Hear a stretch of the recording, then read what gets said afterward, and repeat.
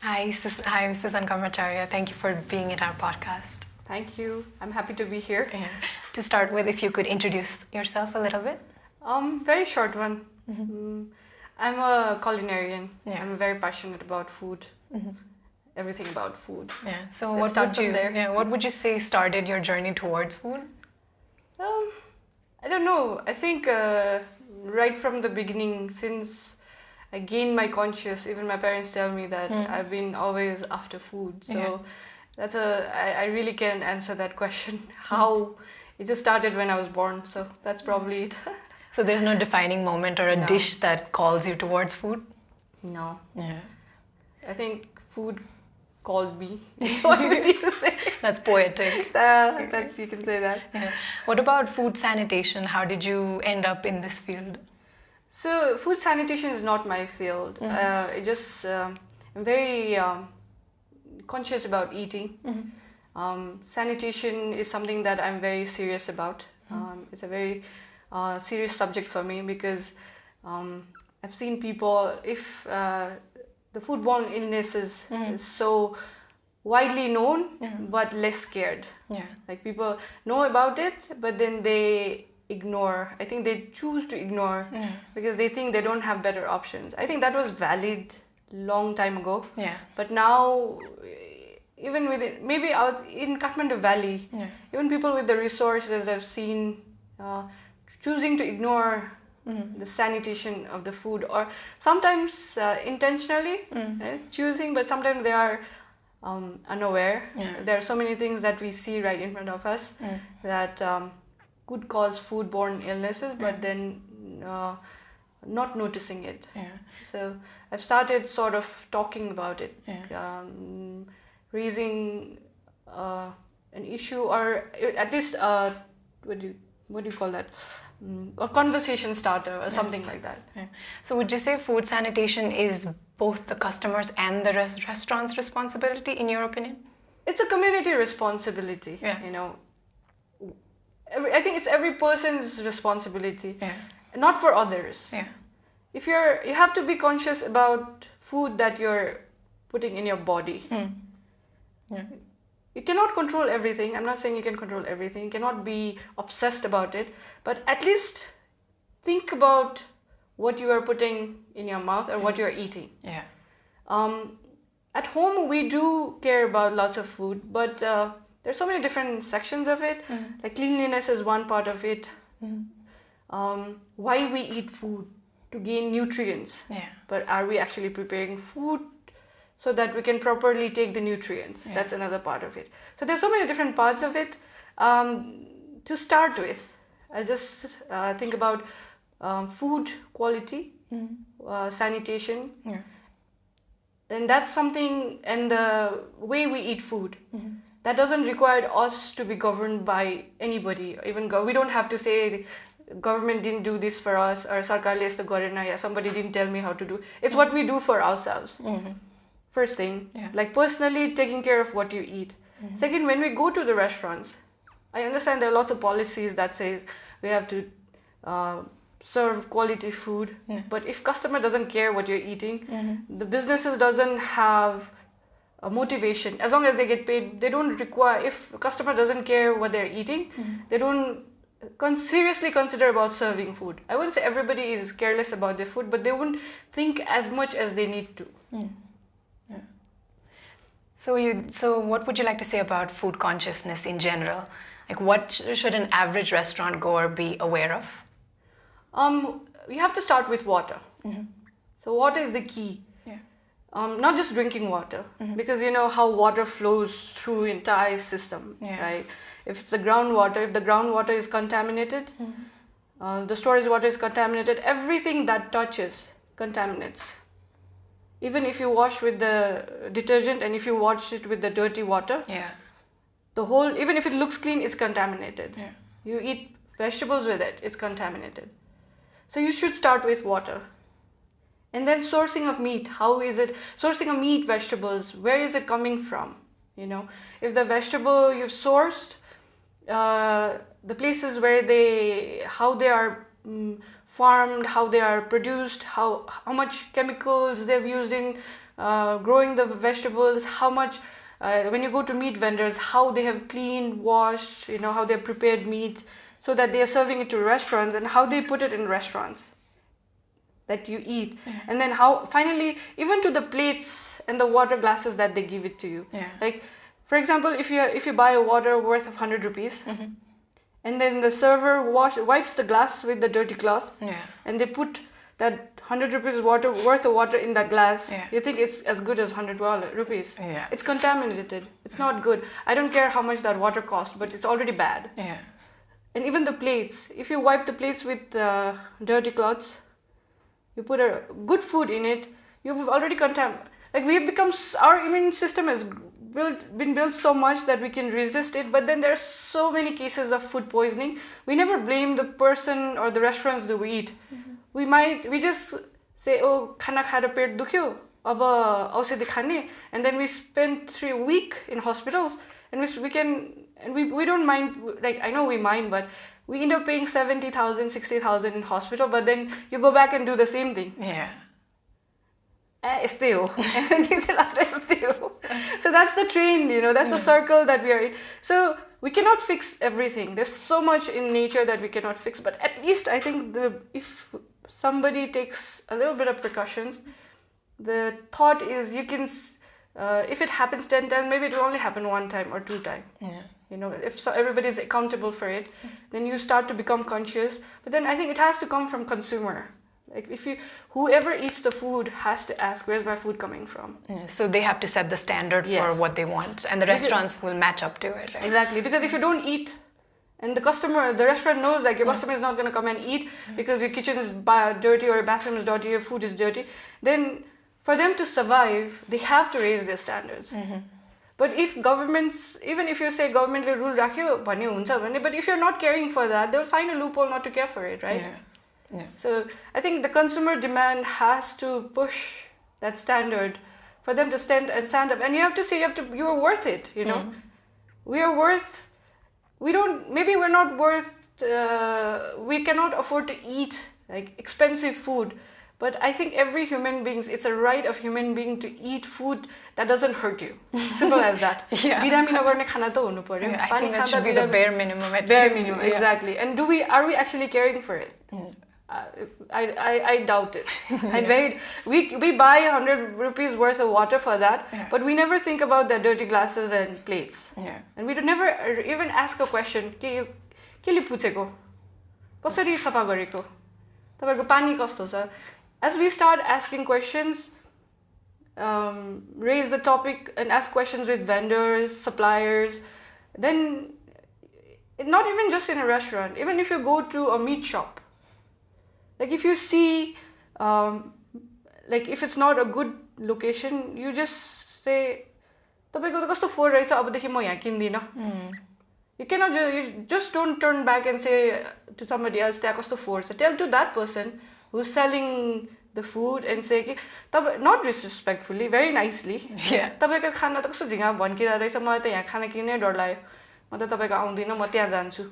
That raises an awareness in that person who's been there's a quote that says if somebody is sleeping, it's easy to wake them up, but if somebody is pretending to be asleep, you cannot wake that person up easily, right? So similarly, they already know, but they're caring not to.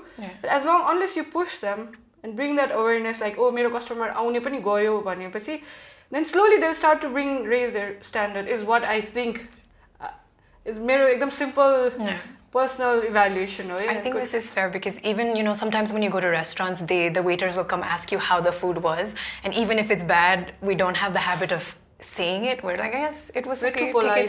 We're too polite. We need to speak up. So speaking of consumers, what common misconceptions do you think people have regarding sanitation? Can you... The misconceptions. What misconceptions do you think people have? Yeah. If it looks clean, it's clean. Oh, yeah, that's a good one. Not everything that looks clean is free of microbes. You can clean a plate with a dirty cloth that's been hanging a week, and it has been wiped other dirty plates. Another thing is, like, you don't know where that cloth's been. I've seen some restaurant using the same towel in the bathroom and the same towel wiping the floor and the same towel, you wash it and then use the same towel in the kitchen. Yeah. So, but it looks clean. Yeah. Right? Yeah. It's not necessarily, it's not clean. Yeah, so looks can be deceiving. You have to, not exactly disinfectant, but at least use soap water, you know, the bare minimum to, not always disinfectant is not always, I would disinfectant, you know, I would use disinfectant, just sanitize everything, but then not everybody may agree. Yeah. There are always ups and there are all plus and negative sides. Then if you use too much of disinfectants, then there's a question of chemical, you know, we call it chemical hazards. Yeah. So you cannot use too much of that either. Yeah. There has to be a balance.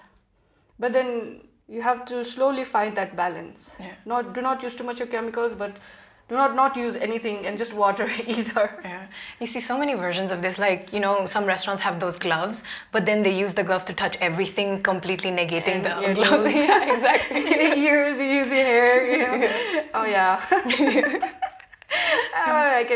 It's a very bad picture, yeah. Okay, so you've seen the food standards in different countries, and then you've been here. So what would you say are the differences you've noticed?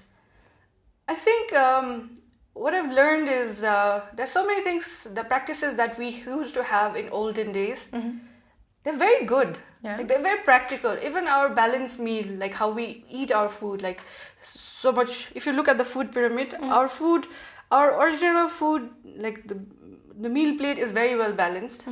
And I remember my grandma, Hajuma, she used to tell us, and my elders, they used to tell us not to dip your hands in the water to get the water out.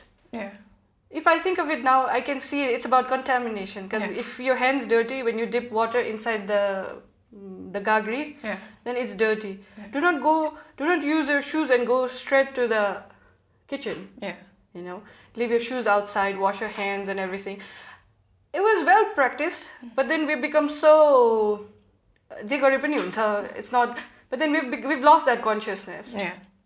It was really extreme at one point, but then we lost the consciousness, and now we're like, we don't do anything, hardly do anything. Yeah.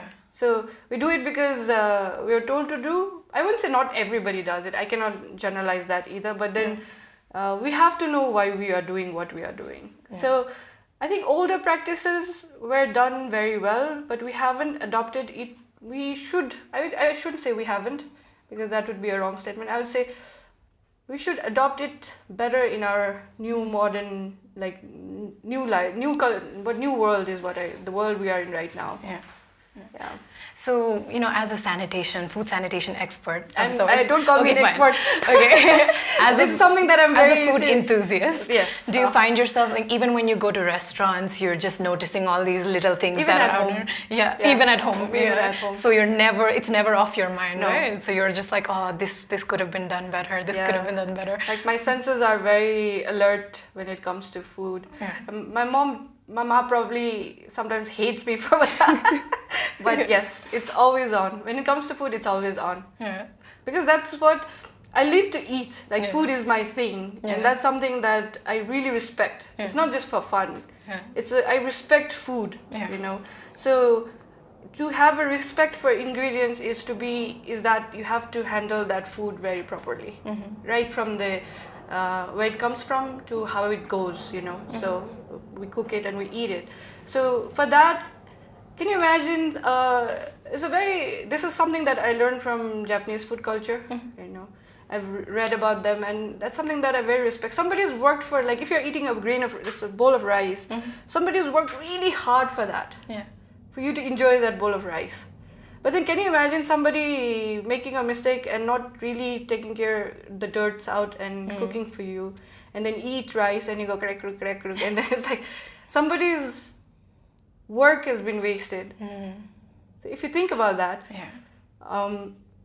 somebody's worked to bring that to your table, somebody bought it, somebody cooked it for you, but then just one mistake, you know, and it's like all down the drain. Yeah.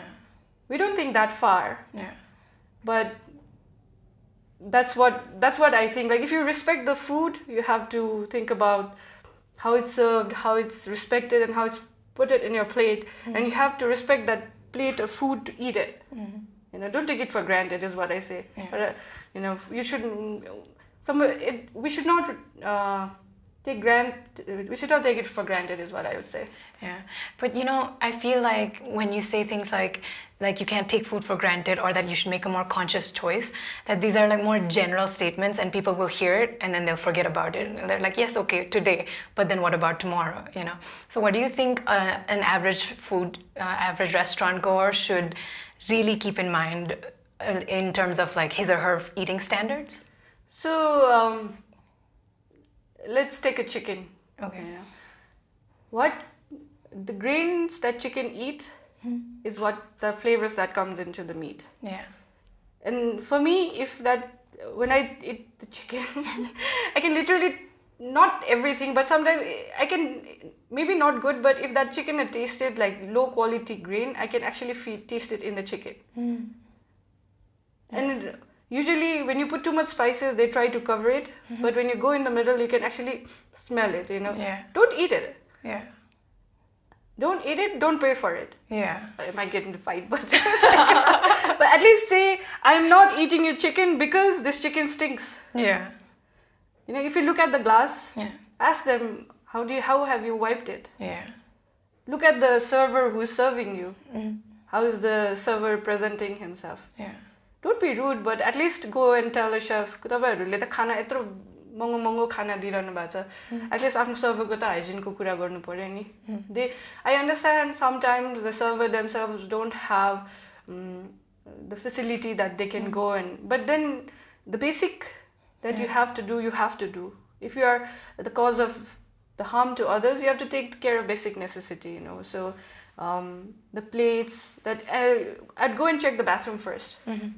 I'll just look through the kitchen. You know, if the kitchen is a mess, if you but then if you have an option, and sometimes you have to work through people. You know, people not on, in general, people are very nice. They won't say यस्तै बनाउँदै यस्तै खा त भन्दै भन्दैन नि हैन. राम्ररी गएर तपाईको खाना यस्तो मिठो छ तर यो पार्ट त टेक केयर गरिदिनुस् न. When if lots of people say, they will start working on it.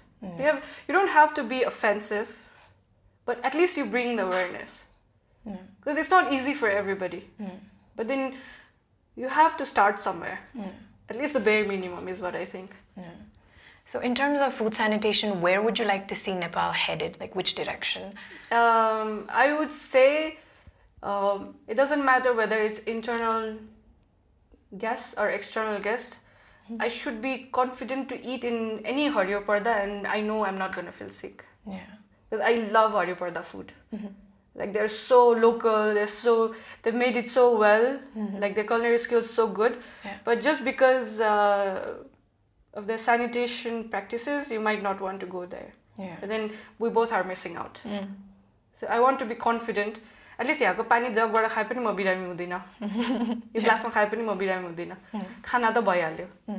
And the question is, once you start asking question to not even restaurant or your like people, even when you are cooking, you go and ask to the vendors, तपाईले मासु कसरी ल्याउँछ, के ल्याउँछ.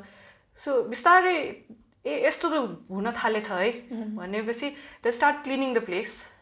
You know, पहिला वास्तै गर्दैन्थ्यो होला. You know, you throw a piece to a dog and then उसले खाइराछ, उसले आची गरिराछ, खाइराछ. But at least, yo area त सफा गर्न सकिन्छ. You don't have to build a new place. You don't have to spend on sanitation. You just have to. The practices doesn't cost you money. It's a personal behavior, हो नि. सफा गरेर आफूसँग भएको जति छ त्यति नै सफा राख न. जसरी ल्याउँछ त्यसरी राख, तर प्रिजर्भेसनको लागि अलिकति एक्स्ट्रा प्रिकसन्सहरु लिनु पर्यो. हैन? बाहिर वाङ्ग धुलोमा राखिराछ भने छोपेर राख न. Takes at least 1 or 2 precautions. अनि त्यसमाथि थप्दै गयो भने then you'll see the आफै भइहाल्छ नि. Just don't wait for somebody else to impose something on you that you can find a loophole on and they end up, and you're not harming anybody else but yourself. Hahn? Ultimately it all comes to you. होइन त? Ultimately, I think the whole bare minimum, I should not get sick by eating here. I think that is the conclusion. That is the conclusion. Okay. Thank you so much for sharing your opinions on food sanitation with us. Thank you for letting me be here and talk about it.